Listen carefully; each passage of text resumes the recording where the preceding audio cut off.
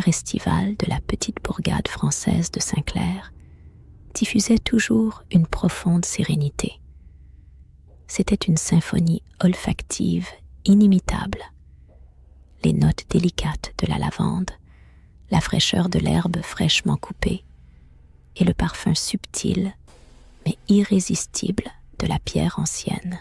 Pourtant, cet été-là, quelque chose avait changé, de manière presque imperceptible.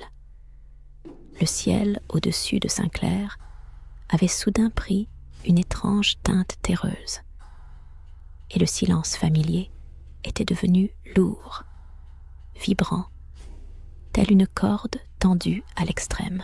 Au cœur même du village, dans la quiétude de la rue Moutard, se dressait une demeure qui avait toujours suscité chez les habitants une myriade de sentiments mêlés, teintés d'inquiétude. Cette ancienne bâtisse semblait s'affaisser sous le poids du temps, ses fenêtres, noires et vides, rappelant des orbites oubliées, mais c'était précisément son aspect délabré qui donnait naissance à des murmures mystérieux, à des légendes envoûtantes et à de silencieuses prières empreintes de peur. On disait qu'une sorcière habitait cette maison, pas la féerique magicienne à la baguette scintillante et au sourire doux, mais une créature d'un autre ordre, dont la beauté était si acérée qu'elle frôlait une difformité terrifiante et dont les ambitions démesurées s'étendaient jusqu'aux profondeurs les plus abyssales et obscures. Son nom était Isabelle. Il y a fort, fort longtemps, elle n'était qu'une jeune fille obsédée par une seule et unique aspiration dévorante: devenir la plus belle du monde. Pas seulement belle, mais d'une perfection si éblouissante que même les rayons du soleil de midi pâliraient devant sa splendeur, et que les plus belles fleurs s'embraseraient d'une envie brûlante. La nature, si généreuse en d'autres aspects envers Isabelle, s'était montrée moins bienveillante sur d'autres points. Ses traits étaient un peu grossiers, sa peau d'une pâleur presque cadavérique, parsemée de petites taches de rousseur peu flatteuses, et sa chevelure, bien que d'une belle densité, arborait une teinte rousse brunâtre peu avenante. Ce sentiment sourd d'insatisfaction grandissait en elle jour après jour, nourrissant une part sombre et malveillante en son sein. À Saint-Clair, une ville où la véritable et envoûtante beauté était une denrée rare, vivaient des gens simples et laborieux. Leurs visages, comme sculptés par la nature elle-même, portaient les marques du soleil caressant et du vent cinglant. Mais Isabelle ne cherchait pas à se comparer à eux. Son âme aspirait à l'attention universelle et admirative qu'elle ne parviendrait jamais à conquérir. C'est alors, dans une tour isolée de la rue Moutard, que débutèrent ses recherches secrètes et obscures. Les premières étapes furent celles des herbes cueillies sous le voile du clair de lune, puis celles des murmures discrets, à peine audibles, d'anciens sortilèges tirés de sombres volumes poussiéreux. Les récits, transmis de génération en génération, affirmaient qu'elle avait conclu des pactes avec les ombres elles-mêmes, échangeant les années de sa propre jeunesse contre une séduction étrangère et éthérée, donnant son âme pour une illusion de perfection. On murmurait que pour l'éclat insondable de sa peau, elle puisait sa force dans le sang des innocents, et que la profondeur de ses yeux était brûlée par les larmes du désespoir. Mais ce qui glaçait le plus le sang était son aspiration insatiable à la perfection, sa soif illimitée de beauté. Et c'est ainsi que dans ce village reculé, tel un écho oublié des jours passés, arriva un jeune artiste dont le nom semblait avoir été effacé par le temps lui-même. Il était l'incarnation de la jeunesse et de la vie. Son cœur brûlant du désir ardent de capturer sur la toile toute la beauté authentique du monde. Il s'appelait Henri. Son arrivée fut comme une bouffée d'air frais, tant attendue pour le morne Saint-Clair.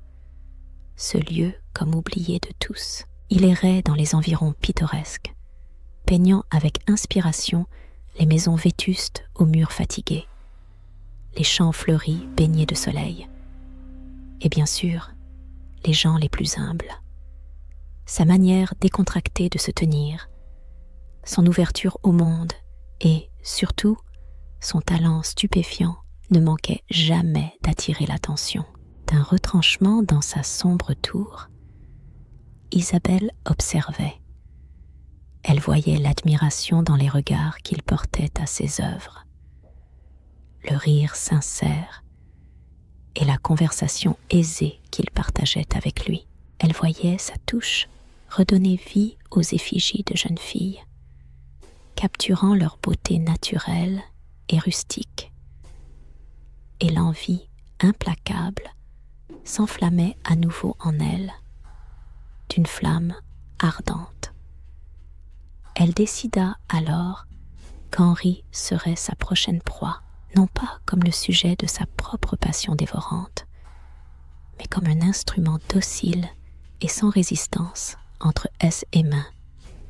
Un soir, tandis que le soleil déclinait lentement vers l'horizon, peignant le ciel de nuances de pourpre et d'orange flamboyant, Henri rentrait vers sa modeste chambre dans la vieille auberge. La rue Moutard, d'ordinaire animée, se trouvait désormais déserte et silencieuse.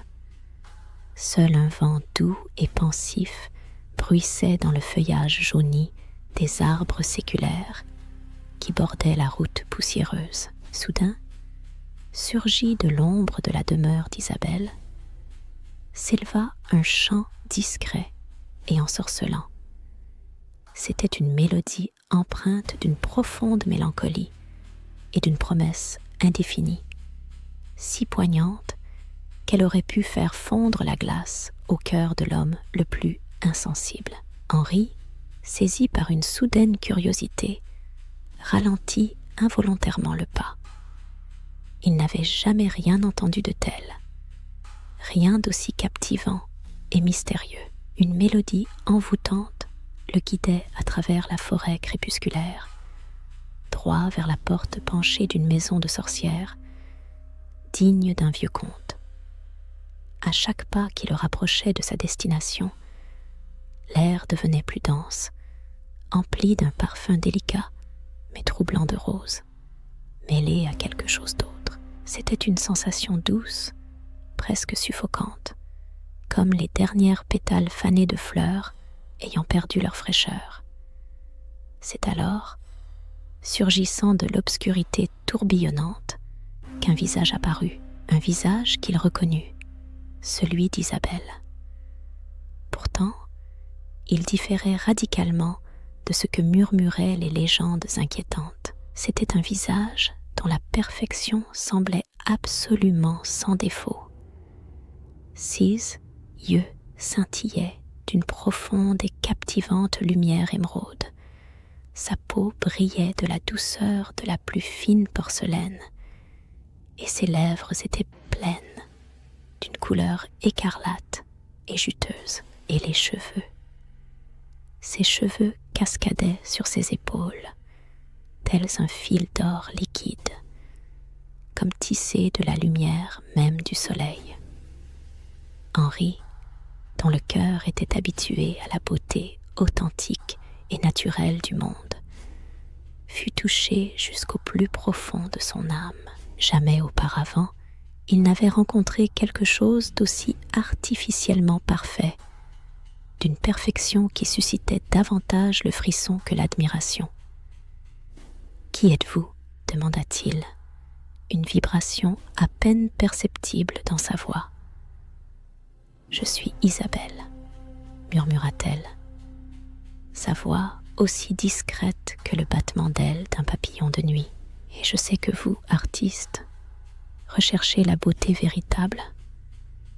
Elle l'invita à franchir le seuil. L'intérieur de la demeure semblait baigné dans une lumière fantomatique et extraordinaire, comme si les murs eux-mêmes en étaient la source. Sur de nombreuses étagères, des flacons de verre délicats, remplis de liquides aux teintes les plus étranges, s'alignaient en rang. Et dans un recoin, un chaudron d'une taille impressionnante laissait échapper paresseusement une fine vapeur. L'air était dense, imprégné d'une myriade de senteurs inconnues. Isabelle commença son récit, y tissant les promesses d'une inspiration inédite et les images exquises qui n'attendaient qu'à prendre vie sur ses toiles. Puis, elle lui montra ses créations. Il ne s'agissait pas de tableaux familiers, mais plutôt de sculptures en cire, dont la facture était si virtuose, si étonnamment réaliste, qu'elle semblait sur le point de s'animer à tout instant.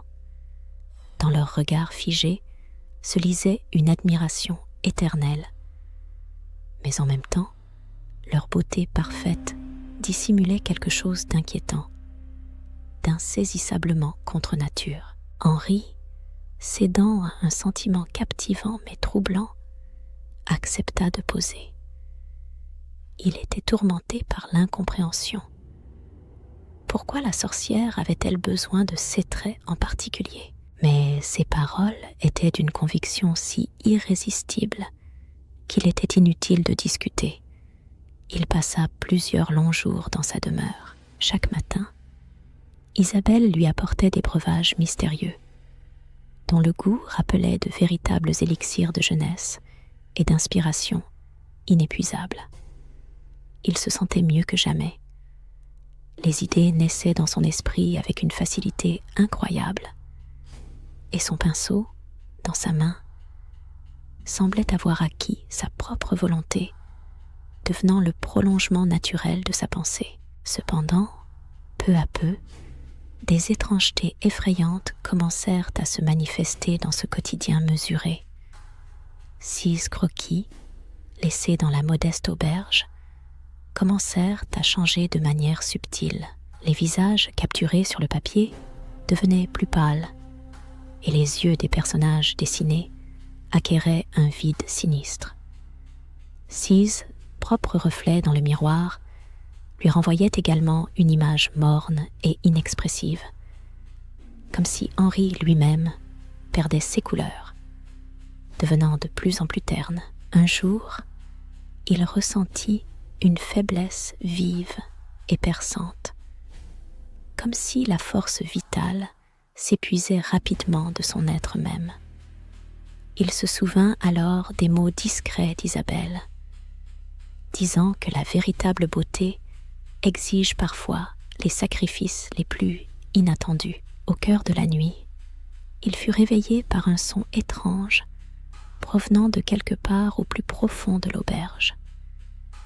C'était une clochette mélodieuse, discrète mais captivante, pareille à un tintement de minuscules clochettes, mais avec une dissonance à peine perceptible et troublante. Cédant à une curiosité inexplicable, il sortit prudemment de sa chambre et s'avança silencieusement dans le long couloir. Le son l'attirait, le guidant directement au rez-de-chaussée, vers la vieille cuisine de l'auberge. En jetant un coup d'œil à l'intérieur, il se figea d'étonnement. Devant le comptoir se tenait Madame Dubois, l'ancienne cuisinière, qui, semblait-il, aurait dû dormir depuis longtemps de son profond sommeil. Dans ses doigts fins étaient serrés des ciseaux brillants. Elle coupait méthodiquement des mèches de ses propres cheveux gris, les envoyant dans un petit bassin de cuivre qui luisait faiblement. Le regard de ses yeux éteints était totalement vide, et ses mouvements étonnamment mécaniques, comme si une main invisible la dirigeait. Lorsqu'elle leva lentement la tête, Henri recula involontairement. Son visage, naguère parcouru d'un réseau de fines rides, paraissait maintenant d'une jeunesse et d'une douceur surnaturelle. « Madame Dubois, que faites-vous » murmura-t-il, sa voix à peine audible. Elle tressaillit, comme surprise par un contact inattendu, mais ne se retourna pas, restant dos à lui dans la pénombre de la pièce. Je donne. Sa voix tremblait. Pour la beauté, ces mots, prononcés si doucement et avec tant de mystère, furent la première graine d'un doute inquiétant, niché dans son esprit. Le lendemain matin, sous un ciel de plomb, il décida de tenter sa chance et d'interroger les villageois sur cette maison mystérieuse de la rue Moutard. Il espérait y trouver des réponses, jeter une lumière sur les événements, mais personne ne voulait en parler. Les gens détournaient le regard, évitant le sien, ou répondaient par des phrases courtes et effrayées, comme s'ils craignaient de prononcer un mot de trop. Seul le vieux meunier, dont le visage était sillonné de rides, telle une ancienne carte du destin, et dont les yeux semblaient avoir vu bien plus que ne le permettait la vie terrestre, finit par se confier, baissant la voix jusqu'à un murmure à peine audible. « Elle prend, monsieur, elle prend ce qui nous maintient en vie. Elle prend nos rêves, notre jeunesse, notre mémoire. Elle s'en nourrit et en retour n'offre qu'une illusion. » Henri sentit un froid glacial le transpercer jusqu'à la moelle. En un instant, il comprit. Son inspiration n'était pas un don, mais un volume cruel. Isabelle ne se contentait pas de trouver la beauté. Elle la dérobait sans merci. Et le prix de cette beauté volée s'avéra véritablement terrifiant. Il s'était fait la promesse de ne plus jamais franchir le seuil de la maison de la rue Moutard. Pourtant, Isabelle n'avait pas l'intention de laisser sa nouvelle jouet s'échapper si facilement. Le lendemain matin, alors qu'Henri tentait de rassembler à la hâte ses maigres affaires pour quitter enfin Saint-Clair, il découvrit l'inimaginable. Toutes ses peintures s'étaient figées, comme si le temps s'était arrêté pour elle. Ses pinceaux s'étaient réduits en poussière, et ses toiles s'étaient métamorphosées en une masse grise, informe, dépourvue de toute vie. La porte de sa chambre était solidement verrouillée de l'intérieur, et les fenêtres étaient recouvertes d'une toile d'araignée dense, à travers laquelle aucun rayon de lumière ne parvenait à filtrer. Il était complètement prisonnier. Son cœur battait désespérément dans sa poitrine, tel un oiseau enfermé dans une cage. Lui, le peintre, dont la seule arme était le pinceau et la peinture, ressentait leur impuissance face au malheur qui s'annonçait. Vagabondant dans la petite pièce, il cherchait fébrilement une issue. Soudain, son regard fut attiré par une minuscule ouverture dissimulée sous la plinthe. En la soulevant délicatement, il découvrit un passage étroit, béant dans l'obscurité. C'était un passage secret. Il savait où il menait. Ce corridor promettait un unique chemin vers le salut, une échappatoire de l'auberge, et peut-être de la vie elle-même. Mais ce chemin traversait les caves, là où, selon de sinistres rumeurs, Saint-Clair gardait ses secrets les plus sombres. Prenant une profonde inspiration tremblante, il s'engagea dans l'obscurité inconnue. Le souterrain l'accueillit du souffle froid et humide de la pierre, s'entremêlant en un labyrinthe complexe. L'air était lourd, confiné, imprégné de l'odeur âcre de la terre humide et d'une subtile, inquiétante saveur de décomposition. Dans ce silence oppressant, seul le battement de son propre cœur résonnait, précipité et sourd, accompagné d'un léger, presque inaudible bruissement, comme si quelqu'un d'invisible tissait assidûment sa toile tout près. Il avançait, guidé par les faibles rayons de lumière qui filtraient à travers les étroites fissures de la voûte de pierre au-dessus de sa tête. Soudain, le chemin le conduisit dans une petite grotte arrondie. En son cœur même, une faible lueur vacillante se consumait, projetant des ombres étranges sur les parois. Au milieu de la caverne se dressait une table de pierre rudimentaire, sur laquelle reposait un livre ouvert. C'était le même livre qu'il avait aperçu brièvement dans la demeure d'Isabelle. Désormais, dans la lumière fantomatique de la flamme, il pouvait en distinguer le contenu. Devant lui se trouvait un journal. Le journal d'Isabelle. Il commença à lire. Page après page, une vérité sinistre et terrifiante se dévoila devant ses yeux. Isabelle, cette femme qui semblait incarner la sophistication même, ne se révélait pas une sorcière au sens coutumier, désuet du terme. Elle était quelque chose de bien plus subtil et terrifiant, une alchimiste de la beauté. Elle ne pactisait point avec les ténèbres ou des entités d'ailleurs. Non, son génie, ou peut-être sa folie, résidait dans ses expériences sur la trame même de la vie. Elle avait saisi une manière incroyable, répugnante, de distiller non seulement les essences rares de fleurs délicates et d'herbes médicinales, mais aussi la force vitale des êtres humains elles-mêmes. Elle avait appris à concentrer la splendeur pure et éclatante en la puisant chez autrui. Quiconque l'admirait, quiconque succombait au charme de son allure éthérée, lui cédait involontairement, sans même en avoir conscience, une infime parcelle de sa propre essence, de sa propre vie. Ce n'était pas un don offert volontairement, mais plutôt une fuite invisible, implacable, tel un fil des plus fins s'étirant d'une âme à une autre.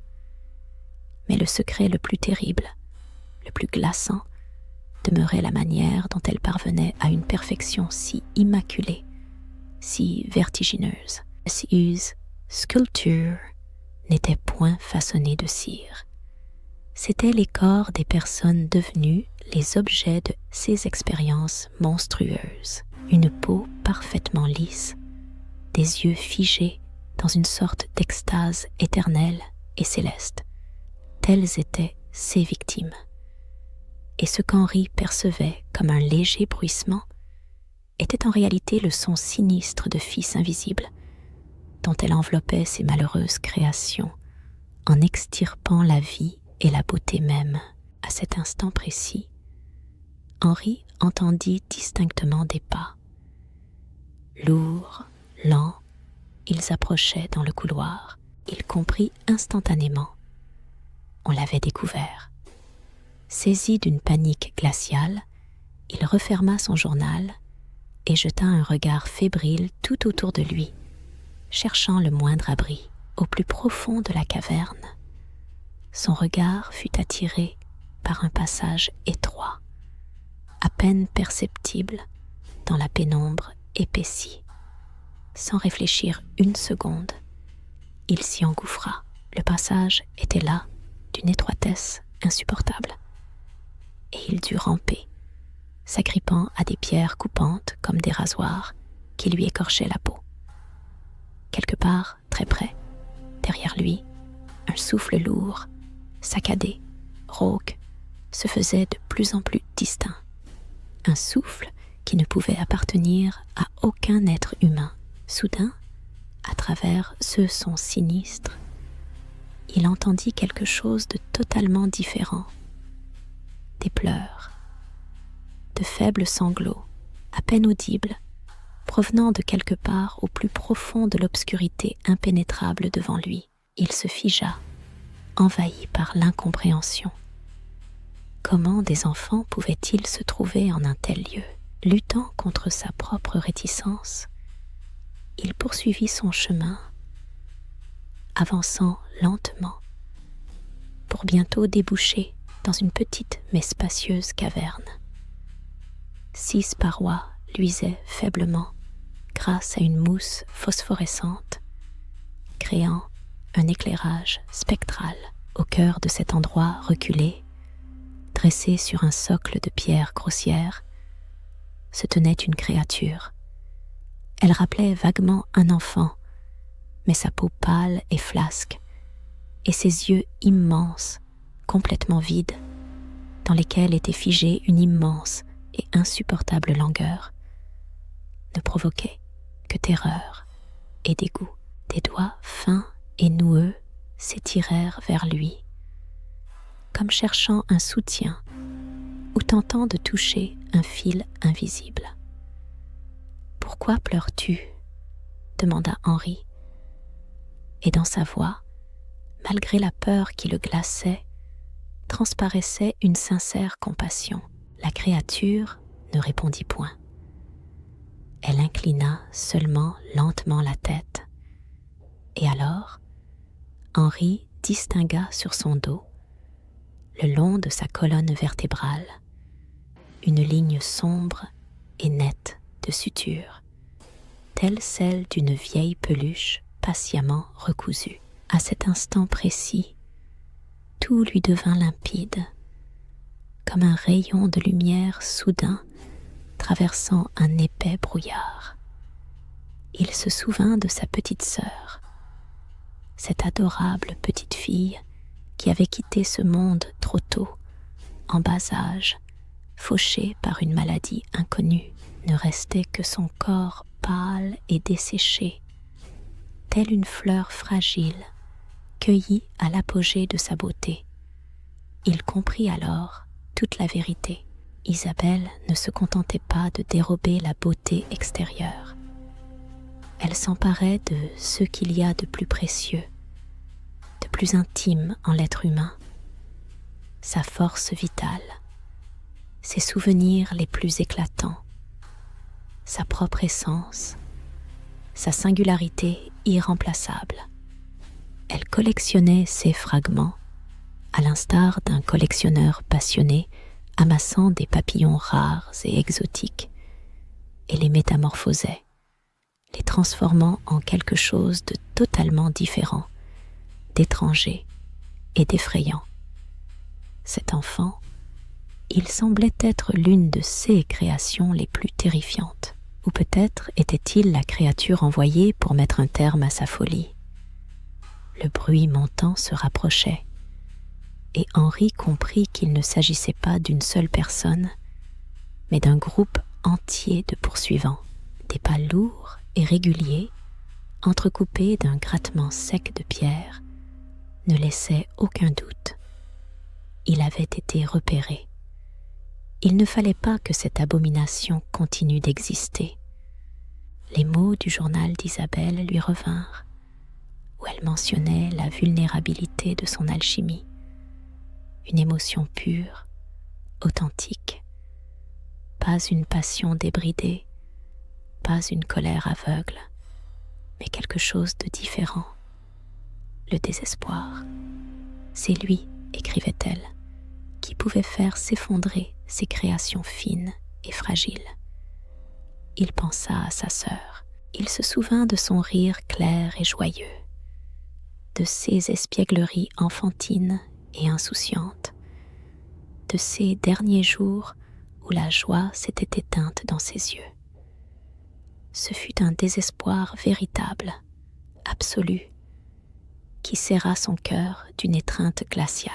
Il leva sa main, concentrant en un point tout son chagrin, toute la profondeur de sa perte, toute la haine brûlante qu'il vouait à Isabelle. Il focalisa cette douleur, la compressant en un faisceau invisible et concentré. Puis, il le dirigea vers la créature qui se tenait devant lui. L'être poussa un cri perçant, terrifiant, qui sembla ébranler les voûtes mêmes de cette caverne ténébreuse, résonnant contre les parois.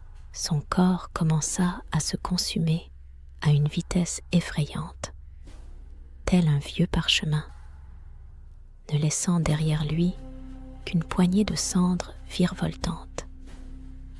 Et c'est alors, surgissant de l'obscurité grandissante, qu'elle apparut, Isabelle. Mais elle n'était plus la beauté parfaite d'autrefois. Le temps avait cruellement déformé ses traits. Sa peau était parcourue d'un réseau de rides. Ses boucles, autrefois luxuriantes, avaient perdu leur éclat, se muant en misérables fils gris. Elle ressemblait à une vieille femme dont la vie aurait été vidée jusqu'à la dernière goutte, ne laissant qu'une enveloppe délabrée. « Tu as tout détruit, » siffla-t-elle, sa voix, autrefois mélodieuse, résonnant désormais rauque et grinçante, comme le raclement du métal. « Mon art, ma perfection !» Henri se releva lentement, tout son corps tendu à l'extrême, vibrant d'une force inconnue. Il savait pertinemment que ce n'était pas encore la fin. Isabelle, même dans cette apparence monstrueuse et déformée, demeurait d'une puissance incroyable. Il observait avec anxiété le bout de ses doigts commencer à luire d'une lumière terne et malveillante, comme si elle rassemblait en elle les restes de cette même force qu'elle avait si perfidement volée aux autres. Il se préparait à l'ultime combat décisif. Mais alors, comme surgissant des profondeurs des ombres, d'autres silhouettes apparurent. Non pas les monstres qui peuplaient les abîmes de la caverne, mais des gens. Leur pâleur était effrayante. Leurs yeux semblaient totalement vides, comme fanés. Mais chaque mouvement trahissait une détermination particulière, sinistre. Parmi eux, il reconnut sans erreur Madame Dubois, cette cuisinière, le vieux meunier, et une foule d'autres visages familiers des habitants de Saint-Clair, ceux dont la jeunesse et la beauté avaient été impitoyablement volés par la maléfique Isabelle. Ils avançaient comme un seul et même organisme, leurs bras tendus de manière irréelle vers la sorcière. Ce fut un tournant des événements vraiment inattendus, glaçant le sang. Les habitants de Saint-Clair, jadis victimes d'Isabelle, étaient revenus ici pour se venger. Ou peut-être pour enfin trouver la liberté face à son influence dévastatrice. Nul d'entre eux n'avait d'armes en main, mais une force différente, bien plus puissante, se faisait sentir. La force du désespoir collectif, forgée dans une résolution inébranlable. Ils refermèrent un cercle autour d'Isabelle et un cri perçant jaillit de sa poitrine. Sa force diminuait rapidement, fondait sous l'assaut de cette volonté unifiée. Son corps, jadis robuste et plein de vie, commença à se désintégrer sous leurs yeux, tel le premier flocon de neige qui s'évapore sous les rayons du soleil de printemps. Henri, le cœur glacé d'effroi, regardait Isabelle se dissoudre en une fine poussière, emportée par une bourrasque soudaine qui, comme dirigée par une volonté invisible, avait déferlé dans cette obscure caverne. Pourtant, son propre chemin était loin d'être achevé. Il savait, avec une clarté absolue, qu'il devait révéler au monde la vérité sur ce qui s'était passé. Son devoir était d'empêcher que d'autres, comme elle, ne trébuchent et n'empruntent la voie funeste de l'erreur. Lorsqu'il parvint enfin à s'extraire de ces souterrains sombres et humides, la rue Moutard voyait déjà le jour naissant prendre sa juste place, peignant le ciel de teintes de l'aube. La maison de la sorcière, théâtre de cette terrible tragédie peu auparavant, se tenait toujours là, mais elle paraissait désormais complètement vide, dépouillée de toute vie et de son ancien esprit. L'air était d'une pureté cristalline, et le subtil parfum habituel des champs de lavande emplissait à nouveau l'espace de sa douceur apaisante. Il atteignit la première auberge venue, où, par une sorte de merveilleux coup de pouce bienveillant, ses affaires avaient retrouvé leur état d'origine, lui revenant en parfait état. Ceuses peintures avaient retrouvé leur éclat, et ses toiles semblaient rayonner d'une blancheur immaculée, prête à accueillir de nouvelles visions. Ce jour-là même, il quitta Saint-Clair, emportant avec lui non seulement une pile de ses dessins, mais aussi un savoir lourd et brûlant. Il avait consigné son histoire, celle d'Isabelle, véritable alchimiste de la beauté, de sa soif insatiable de perfection, de ses expériences monstrueuses, et de la manière dont la vie elle-même, qu'elle tentait si désespérément de voler, finit par la consumer. Il avait laissé ce récit à l'intention des âmes courageuses qui oseraient prêter l'oreille à ses murmures. Mais il arrive que, les nuits les plus calmes, lorsque le clair de lune se déverse sur la terre avec une générosité particulière, Henri croit entendre un chant doux et envoûtant émanant des profondeurs du village de Saint-Clair. Et alors, il sait avec certitude que, même si Isabelle a disparu du monde visible, son héritage perdure, car la soif de beauté, aussi indomptable que celle du pouvoir, ne meurt jamais. Elle se tapit seulement, attendant son heure pour se manifester à nouveau, prendre une nouvelle forme, trouver un nouveau refuge, peut-être dans la paisible rue Moutard, prête à offrir à nouveau son don terrifiant et captivant. Et alors, il est fort probable que quelqu'un d'autre devra trouver la force de l'arrêter. Le choix lui appartient, ou peut-être à vous.